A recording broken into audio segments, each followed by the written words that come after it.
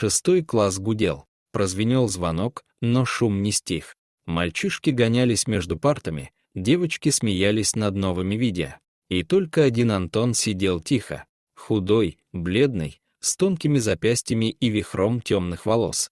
Он склонялся над тетрадью, будто пытался стать невидимым. Рядом с ним пустовало место. Никто не садился.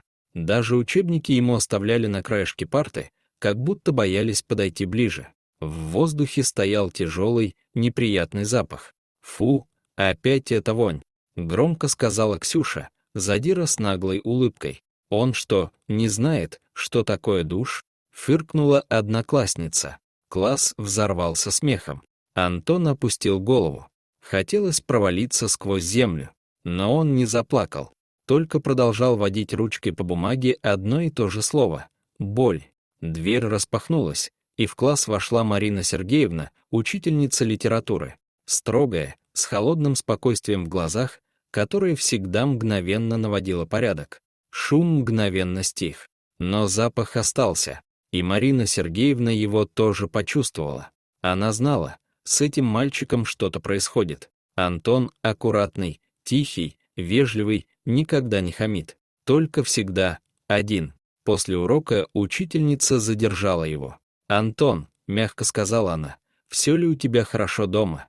Мальчик застыл. «Да все нормально», — прошептал он. «Я хочу помочь тебе», — сказала Марина Сергеевна. Антон опустил взгляд. Пальцы побелели от напряжения, губы задрожали. «Мне нельзя говорить», — еле слышно выдохнул он. У учительницы побежали мурашки по спине. В этих словах не было упрямства, только страх.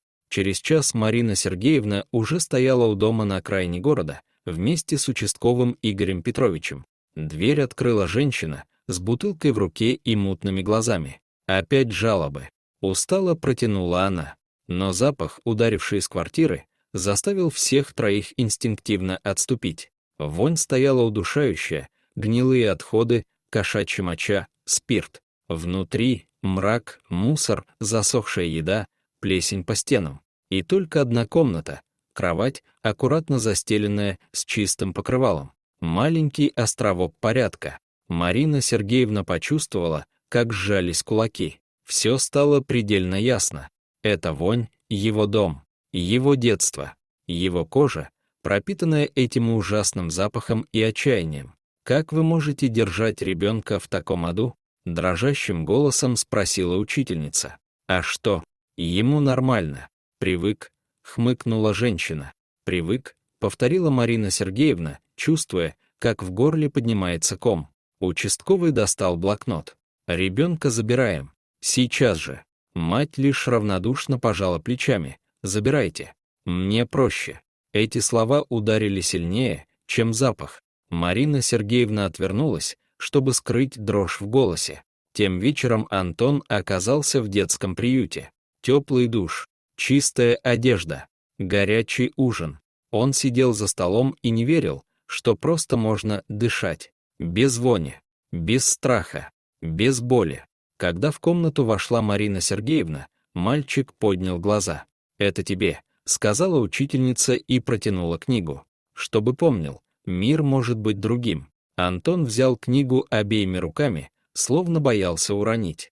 «Спасибо», — тихо сказал он. «Ни за что», — улыбнулась Марина Сергеевна.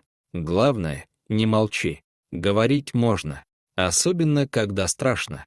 И в глазах Антона впервые за долгое время появилась надежда на лучшее. Дорогие зрители, что вы думаете об этой истории? Расскажите, пожалуйста, в комментариях. А если вам понравилось это видео, то ставьте лайк и подписывайтесь на наш канал. До свидания.